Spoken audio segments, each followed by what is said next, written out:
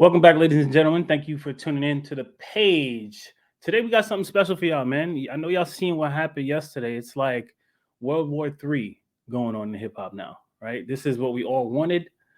This is what we asked for. We had some people bow out of this confrontation, and we have others who stepped up to the plate. So we're going to get into that whole situation and kind of see who's winning. We're going to try to weigh the battle so far and just give you guys some of my general thoughts. So, first and foremost, this page will mainly be for reviewing music. Um, it'll also be for entertainment purposes. So, I'll probably talk sports here and there.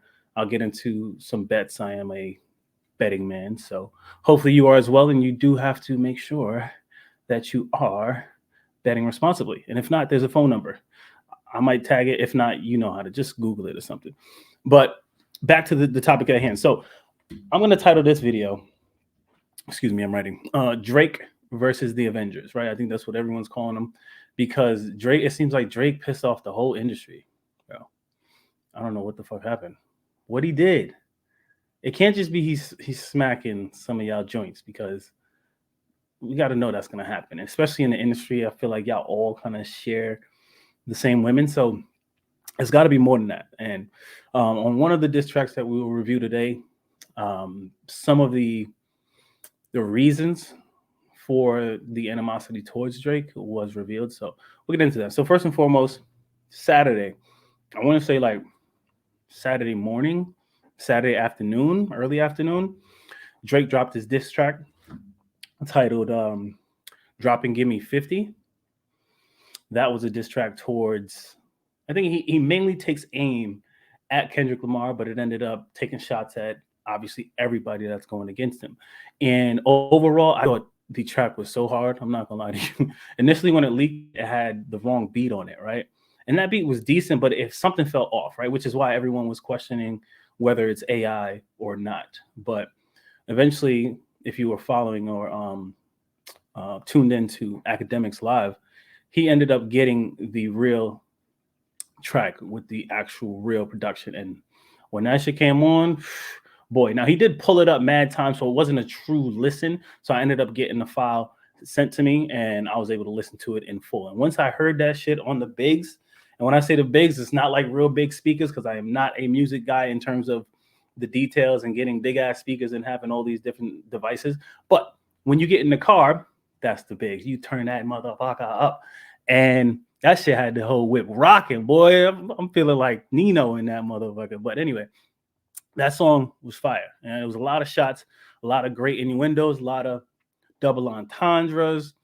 The drop and give me 50 because apparently Kendrick Lamar is in a deal with TDE, Top Dog Entertainment, where apparently everything they do is split 50-50. And I know a lot of people like to counter that with, oh, Drake was getting fucked by Young Money or whatever his deal may have been in the past. But currently, I think Drake has the best contract in the industry at this moment. And I think he revealed that it was like 500 million that he signed for.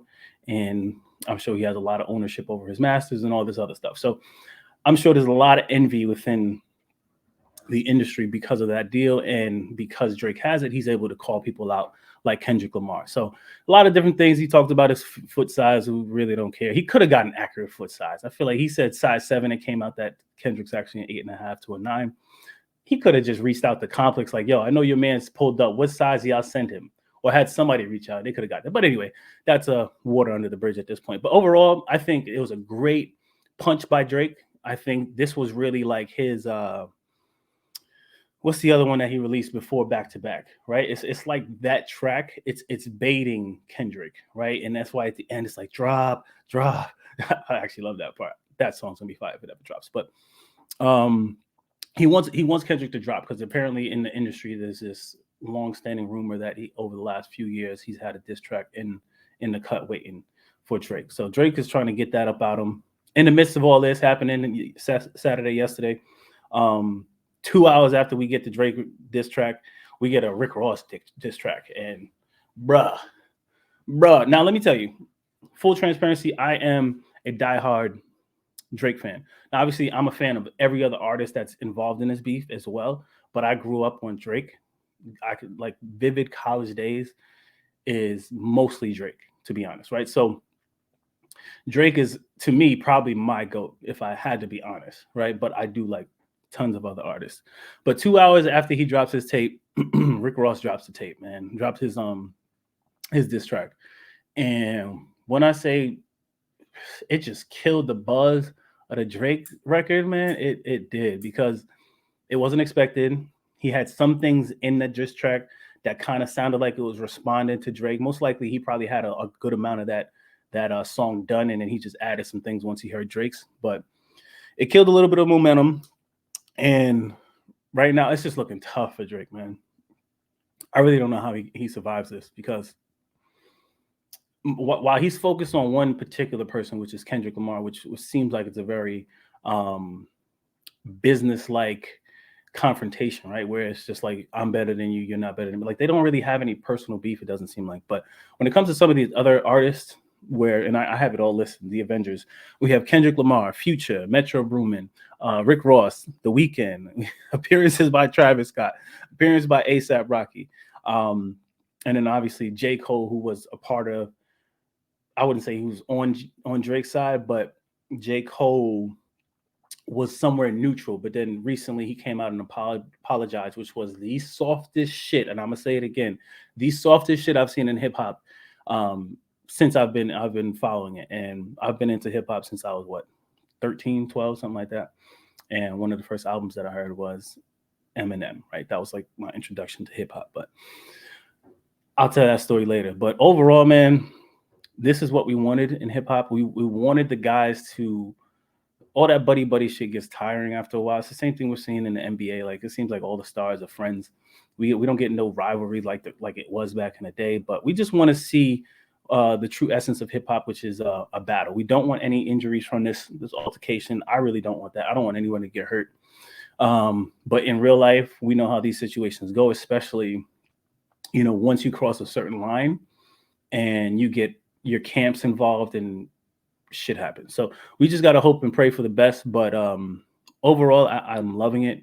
I think Drake did what he needed to do with his diss track. It has a lot of energy. Sounds like a club record. So most likely you go to the club, you're going to hear like that.